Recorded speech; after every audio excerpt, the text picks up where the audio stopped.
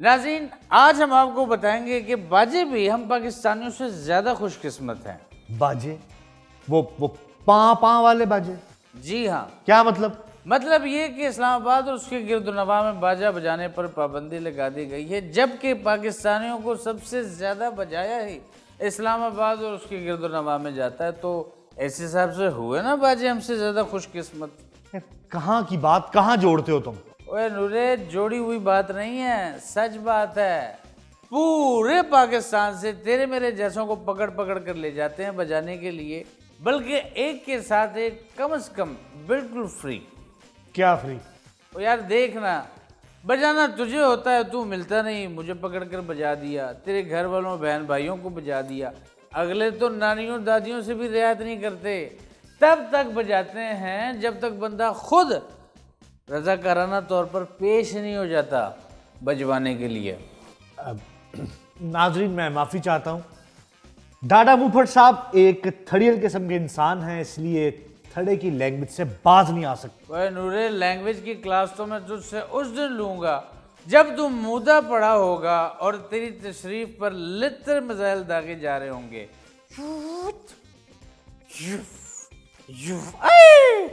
मैंने ऐसा कुछ नहीं किया कि मुझे मुद्दा करके लित्तर मिसाइल दागे जाए मुझ पर। ओ यार, तू एकदम भोला बादशाह है यार। और तूने सुना नहीं कि कानून अंधा होता है?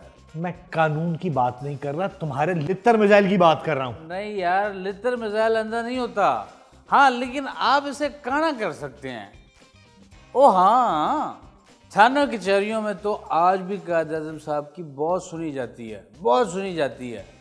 इनको देखते ही ना सारा निज़ाम, सारा सिस्टम यूं एक टांग पे खड़ा हो जाता है।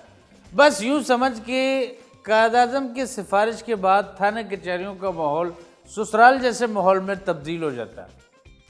डाडा साहब, आप शायद भूल रहे हैं कि हुकूमत ने सिर्फ बाजा बजाने पे पाबंदी लगाई है, और आपकी इत्तला के लिए अर्ज़ है कि बाज बदनसीबों के साथ तो ससुराल में भी थाने कचहरी में जैसे सलूकी होता है। पता है मुझे, वो पता है मुझे क्या बता रहा है। मैं वही पाकिस्तानी हूँ जिसके बारे में शायर लिखता है, घुंघरू की तरह बजता ही रहा हूँ मैं, कभी इस पग में कभी उस पग में बंधता ही रहा हूँ मैं, घुंघरू की तरह। तुम जिस तरह की बकवास कर रहे हो ना, किसी दिन तुम्हारे निजी या सरकारी साले ने ना तुम्हारा घुंघरू वाकई बजा बजा के तोड़ देना है। अच्छा तो नूरे, फिर मैं ये गाऊंगा, मुहे आई न जग से लाज, मैं इतना जोर से नाची आज, ले घुंघरू टूट गए। नाजरीन, आज हमें बात करनी है चीनी स्कैंडल की, लेकिन आज सबसे पहले हम बात करेंगे फैसल वाजा की। वाजा नहीं, वाडा। आई नो नूरे, फैसल वाडा, लेकिन फैसल वाडा भी एक वजह है, क्योंकि उसके ऊपर कोई पाबंदी ही नहीं है। वो कहीं भी बज सकता है, उसका दिल चाहे वो जिस चैनल पे बजे, जहाँ चाहे जितना बजे, उसे कोई नहीं रोक सकता। पूछो क्यों? क्योंकि वो एक सरकारी वजह है, और सरकारी वाजों को लाइसेंस टू वज होता है, और उस बिरते पे वो कहीं भी जितना चाहे खौफ व ख़तर वज सकते हैं। चीनी स्कैंडल पर बात कर लें अब? नहीं, बिल्कुल नहीं। सबसे पहले बात होगी वाजा साहब की। वैसे तूने उनकी ताज़ा दरफन तो नहीं सुनी है? मैंने नहीं सुनी मेरे भाई, और ना ही मैं सुनना चाहता हूँ। Okay, if you are not interested, मैं खुद ही नाज़रीन को सुना देता हूँ। नाज़रीन, फैसल वाजा साहब ने मियाँ नवाज शरीफ साहब की मशहूर रिपोर्ट्स, प्लेटलेट्स की जो रिपोर्ट्स थी, उनके बारे में बताया है, जिनकी वजह से उनको जेल से सीधा लंदन पहुँचाया गया था। उन्होंने कहा है कि यहीं के फैसल वाडा साहब ने खुद वो रिपोर्ट अपने घर पे बैठ के तैयार की थी। नाजरीन, याद रहे कि फैसल वाडा डॉक्टर नहीं है। ओहो नंदा, वाडा साहब अगर बगैर पार्टी, बगैर वोट सेनेटर बन सकते हैं, तो डॉक्टर क्यों नहीं बन सकते हैं? वैसे बात तो किसी ने किसी और के मुतालिक की थी, लेकिन वाडा साहब पे ये बात फिट बैठती है कि वाडा साहब भी सब कुछ कर सकते हैं, सेम कासिम अली शाह की तरह, लेकिन एक चीज़ नहीं कर सकते कि वो माँ नहीं बन सकते। व्हाट अ ट्रेजेडी यार, वो माँ नहीं बन सकते यार। अब चीनी की बात कर रहे हैं। ठहर जा यार, चीनी तेरी फूफो की बेटी है, पहले वाडा साहब को तो मुका लें। नाज़रीन, इस गुनाहगार बंदे ने फैसल वाडा साहब को अपने गुनाहगार कानों से ये कहते सुना है कि नवाज शरीफ साहब की प्लेटलेट्स वाली जाली और झूठी रिपोर्ट नवाज शरीफ साहब को जेल से निकालने का एक बहाना थी। और डाडे मजे की बात यह है कि वो इस झूठी रिपोर्ट का इल्जाम किसी और पर नहीं लगा रहे, बल्कि बड़े फख्र से कह रहे हैं कि ये नौसरबाजी, दगाबाजी मैंने खुद अपने हाथों से की है। यही तो यार, ये समझ नहीं आती नूरे, उन्हें कोई पूछने वाला ही नहीं है। मिस्टर वाडा साहब, ये जो आप आए दिन बकड़वा करते हैं, इसके पीछे कोई लॉजिक, कोई मंतक, कोई मकसद है क्या? मतलब क्या है? बिल्कुल नाज़रीन, अगर वाडा साहब की इस बात को सच मान लिया जाए कि वाकई प्लेटलेट्स वाली रिपोर्ट जो है फेक थी, तो फिर उन्होंने पूरे सिस्टम को गाली निकाली।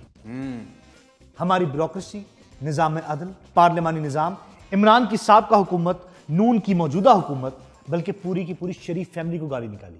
सबको फ्रॉडिया, 2 नंबर, दगाबाज और धोखेबाज कहा है। यानी कि उसने कह दिया और तूने यकीन कर लिया।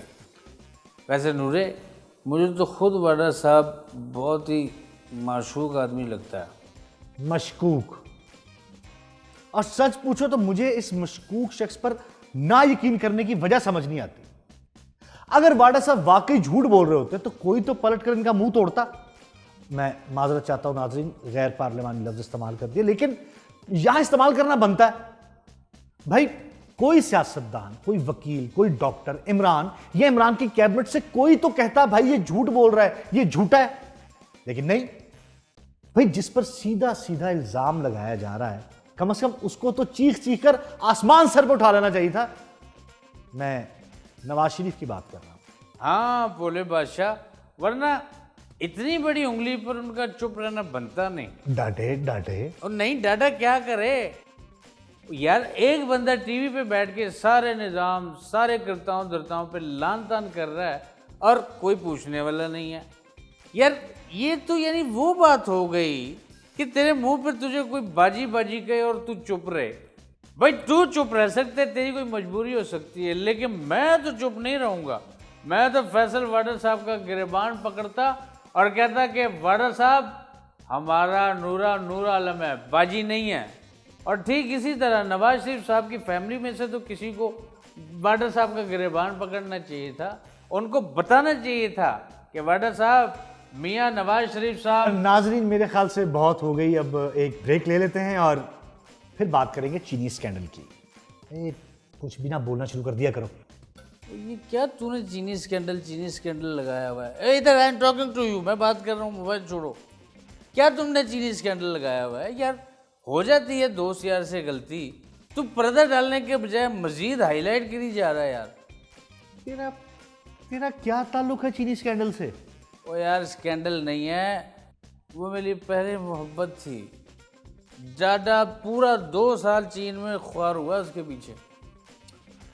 ओ भाई, मैं तेरी चीनन के स्कैंडल की बात नहीं कर रहा, बल्कि खाने वाली चीनी की बात कर रहा हूं। सच? ले, मैंने फिर एवं बात इधर उधर करने के लिए वाजी और वाडा साहब की बुझा दी। वेलकम बैक नाजरीन, अब बात करते हैं चीनी स्कैंडल की। कर नूरे, नूरे कर।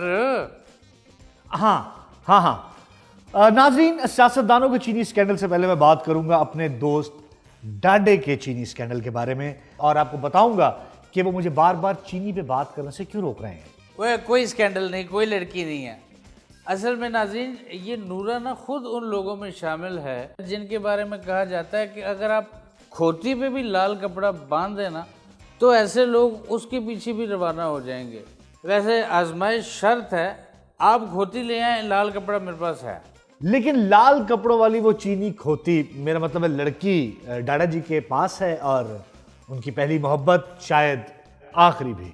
तो नाजरीन, यहाँ पे मैं डाडा जी के बिहाफ पे अब बहुत सारी बातें क्लियर करता चलूं कि उस चीनी लड़की का डाडा जी के साथ कोई स्कैंडल नहीं है, कोई स्कैंडल नहीं है। हाँ, वो चीनी लड़की डाडा जी की पहली मोहब्बत थी। ये बात अलग है कि डाडा साहब पहली मोहब्बत 11, 12, 13 बार कर चुके हैं और बड़ा मोहब्बत के मामले में उनका एक्सपीरियंस है। लेकिन वहाँ पर वो दावा ये भी करते हैं कि वो हरी चूक नहीं है। हरी चूक मतलब कि जहाँ हरा हरा देखा वहाँ चुगने बैठ गए। लेकिन नूरा जी का उस चीनी को डाडा की आखिरी मोहब्बत करार देना, मैं समझता हूँ कि बहुत सारी ख़वातीन के स्कोप को ख़त्म करने की कोशिश और डाडा साहब पर इल्ज़ाम लगाना और ये साजिश के मुतरादिफ है। वो किसी भी वक्त अपनी पहली मोहब्बतों से उकताकर दूसरी मोहब्बतें शुरू कर सकते हैं और दूसरी मोहब्बतें बोले तो मतलब वही पहली मोहब्बत की तरह 11, 12, 13, 40 बार तो एक साथ वो कर सकते हैं शुरू। मेरा ख्याल है खाने वाले चीनी स्कैंडल की ही बात करते हैं।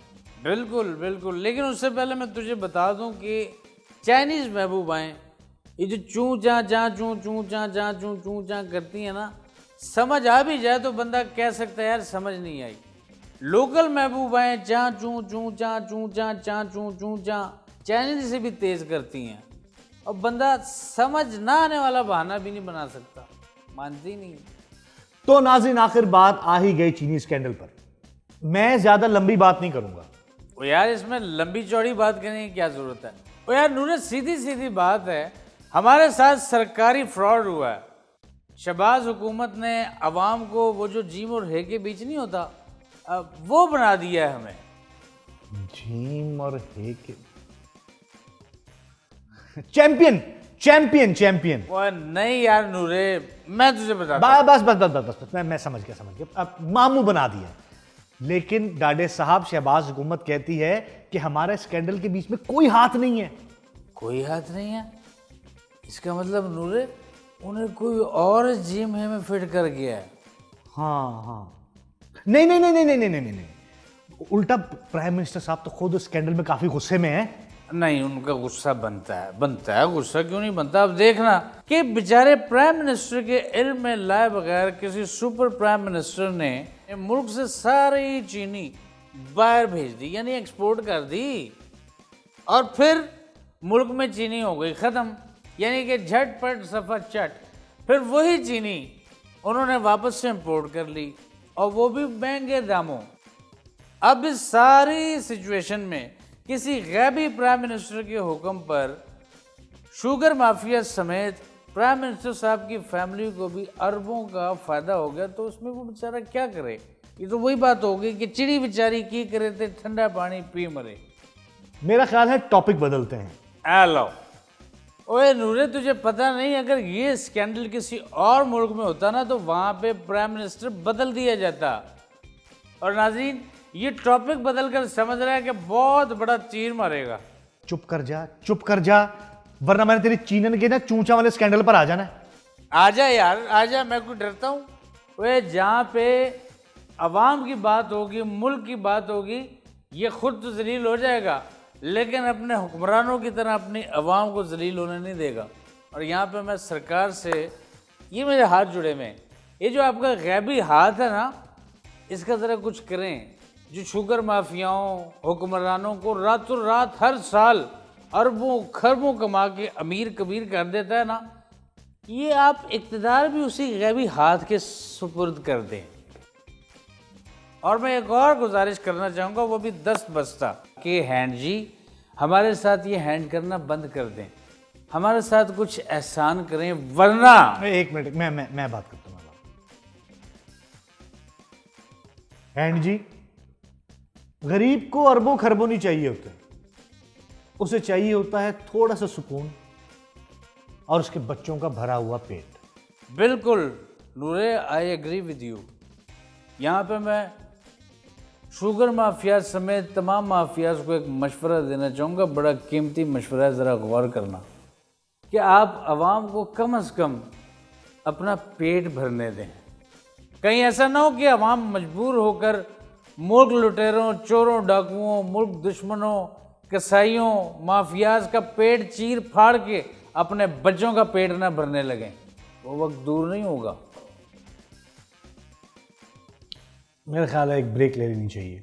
और ब्रेक ब्रूक छोड़ यार, टाटा बाय बाय कर, सारा मूड खराब कर दिया। माफियाज, कसाई, ये वो फलाना, चला यार। हमारा कॉमेडी शो है, तो गुस्से में क्यों आता है?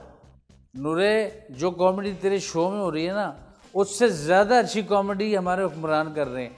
चला छोड़, एक नई चीज़ आई है, तुझे वो पिलाता हूँ। और नहीं मैं नहीं पीता। ओए आजा यार। आज पैसे तू देगा। तू भी शराबी है? और मैं कॉफी की बात कर रहा हूँ। नहीं, कॉफ़ी नहीं यार, एक और शो करते हैं। Cameraman roll. अस्सलाम वालेकुम नाज़रीन।